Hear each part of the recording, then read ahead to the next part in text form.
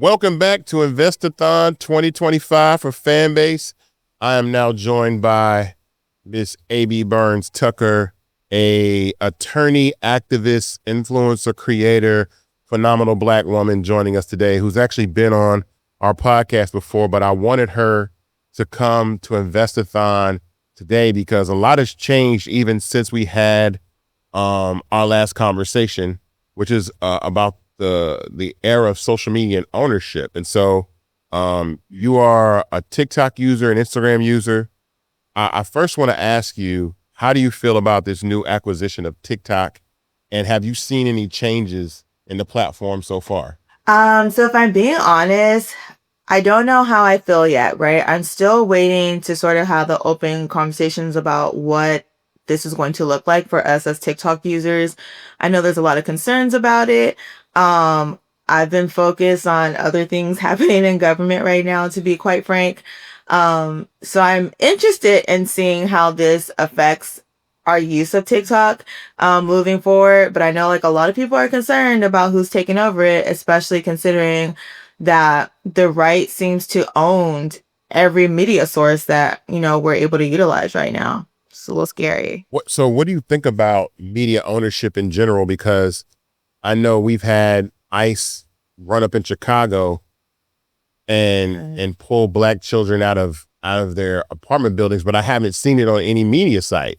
And so, how do we, get our stories out if the platforms that we are supposed to trust and use and know about what's going on in our community don't show us what's going on in our community? Well, I think it goes to the point of like, we need ownership and we need more equity in the sources and the platforms that we're using, right? Without that control and without, our voices being heard on what is needed in our communities, we're just never going to get the information that we need. I think that's been one of the benefits of social media is that, for those individuals who didn't get their information and their news from other sources, they could tap into their favorite creators. But now that we're seeing the manipulation that is happening with these algorithms, right? Now that we're seeing who's actually dominating and owning these platforms, we're seeing our voices be drained out more and more. So I think that is why it's important. I think Jasmine Crockett mentioned something about this where, she mentioned that Democrats, for example, weren't even on social media, let alone did they own platforms, right? And now you see the opposition, right, owning platforms. Not only are they on the airs all day, every day, and like flooding us with information, the information that they want people to receive, but they are owning these platforms. And so because they own these platforms, they get to put out the information that they want the audience to hear. And so therein lies the issue with us, getting the little tidbits about what happened in Chicago, and yet the airwaves are flooded with things like, how much time is Diddy gonna get tonight? Or Cardi B and Nicki Minaj. Exactly. Nicki Minaj, right? So let me ask you this. You were recently in DC for CBC week. Was there any conversation about media ownership during that week at all? So let me be clear that there were a lot of different panels that happened. So I couldn't confirm or deny whether those conversations happened formally, excuse me. Because again, there were so many panels and the ones that I went to weren't necessarily geared towards tech, but the conversations were had in smaller circles I was in. Let me say that. And so I think there is this awareness, especially with the acquisition of TikTok right now, there is this awareness that we are losing. And everyone wants to talk about the messaging war and stuff like that. But it's like, you can't have a messaging war if you don't have the resources to get your message out. So I think that needs to be a broader conversation because I just don't feel like we can trust a lot of the media sources that we have right now. I mean, they are capitulating to what is happening in big government.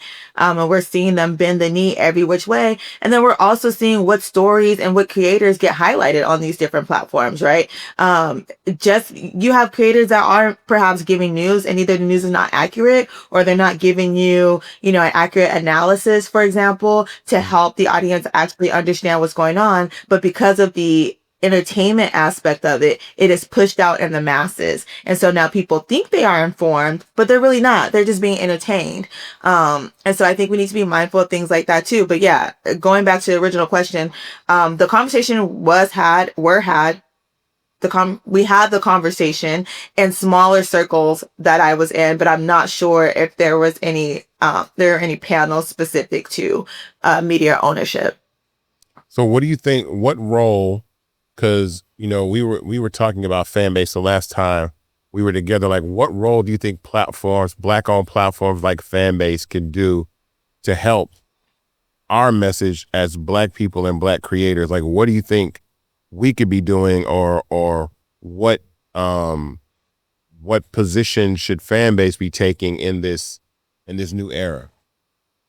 Yeah, I mean, I think continue to push the idea of fan base, right? Like you and I, we got to have some one-on-one time where you showed me the platform, and all the things that it can do. And I have been happily sharing that with other creators in the space that I'm in. And I think, of course, yeah. But I think it's about like broadening the horizon and knowing that there is a space for us, right? But I think it's really important that we do buy into a Black media space, right? We need a platform by us, for us, that highlights our voices. Point blank, period. That is not biased against our skin tones. That is not biased against our messaging, right? That is giving us a active and a fair and even platform and space to communicate to our audience. And I think that's where Fanbase comes in. So I say that Fanbase need to continue to do what it do, right? Continue to get donations, get donors, investors, whatever need to be done. Continue to promo, because it's gonna come a time. Investors, there we go. Investors, my bad. Look, my bad. But continue to get investors to pull up and support the platform, because we're going to have a space.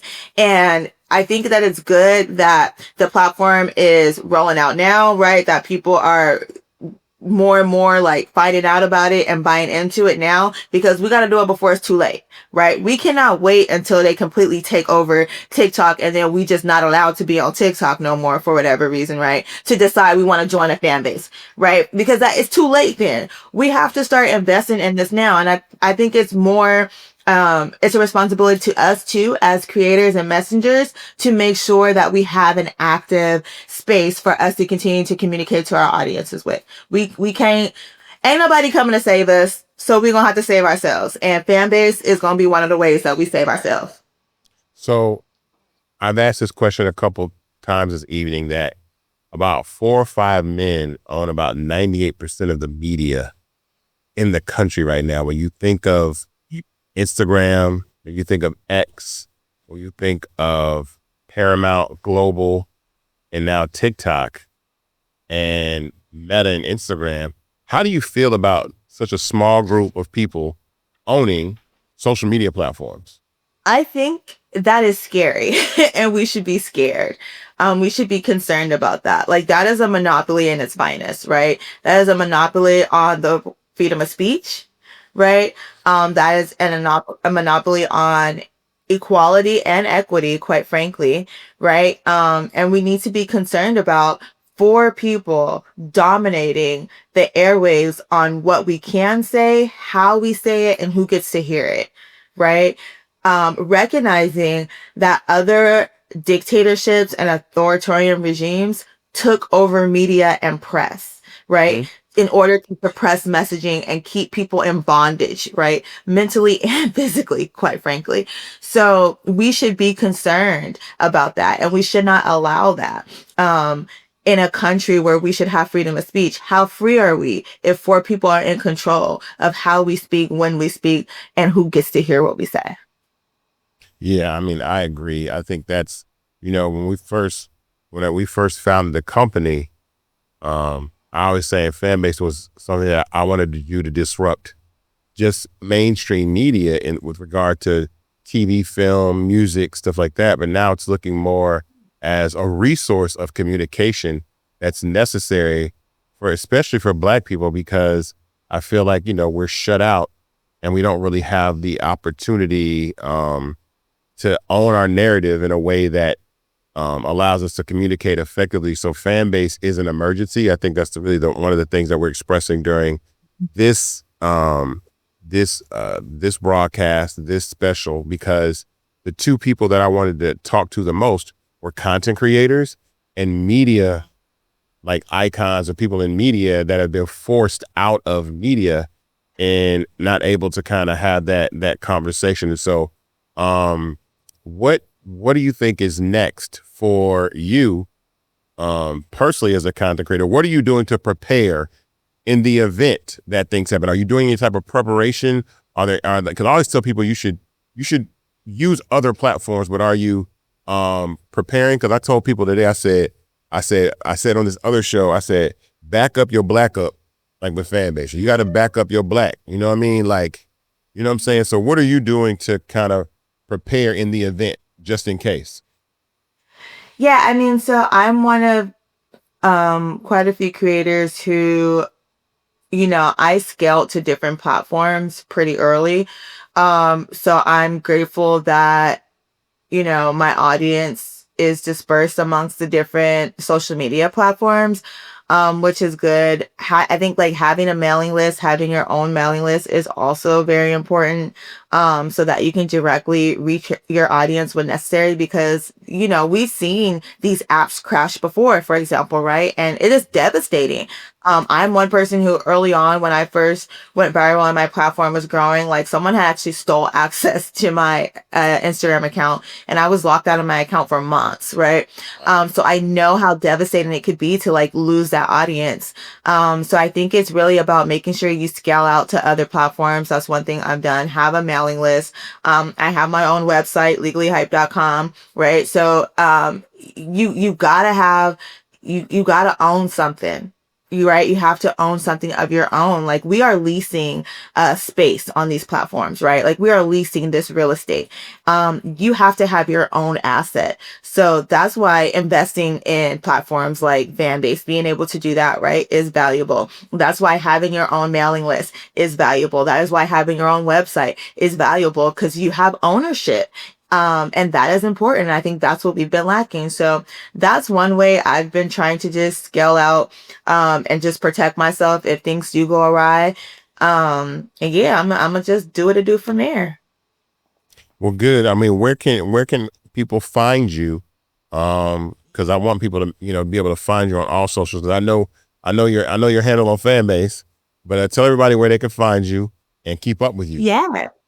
So my handle is the same across all social media platforms. It's I am legally hype, and that's on Fanbase, Instagram, YouTube, all of whatever you use, you can find me on I am legally hype. And then you can also go to my website, legallyhype.com. Awesome. I want to thank you for keeping us aware and keeping us not distracted with rappers fighting and all that kind of stuff while real things are taking place in the country. You are a treasure and and a valuable asset to our people and the fight in which we have for democracy. So I thank you for freedom of speech very, very much. I thank you for joining us, and continue success and blessings. And we're so glad to have you on Fanbase 4. Thank you, everybody. This is A.B. Burns Tucker. We're going to be seeing more of her at Fanbase for sure. But thank you very much. Thank you. And I'll be keeping y'all distracted too, but it's all in good fun. Absolutely. All right. Bye-bye.